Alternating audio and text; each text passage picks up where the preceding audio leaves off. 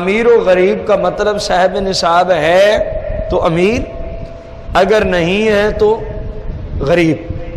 اب بھلے اس کے گھر کھانا ہی نہ پکتا ہو، ایسی صورت ممکن ہے کہ فاقے ہوں لیکن بندہ شریعت کے اعتبار سے صاحب نصاب ہو، یہ صورت ممکن ہے۔ یہ صورت کیا ہے؟ ممکن ہے۔ مثال کے طور پر ایک شخص ہے جس کے گھر میں کسی وجہ سے فاقے شروع ہیں، لیکن اس کی ملکیت میں 1 تولہ سونا پڑا ہوا، 35,000 روپے کا ٹیلی ویژن پڑا ہوا ہے، 35,000 روپے کا کوئی پیتل، تانبا، لوہا جو اس کے ضروریات زندگی میں استعمال نہیں ہوتا۔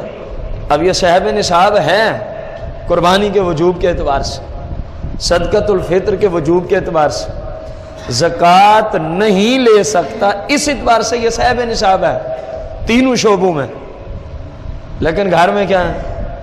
فاقے ہیں۔ تو یہ صورت ممکن ہوتی ہے۔ اس لیے بارہا یہ عرض کیا، یہاں امیر سے مراد وہ ہے جو صاحب نصاب ہے، اور غریب سے مراد وہ ہے جو صاحب نصاب نہیں ہے۔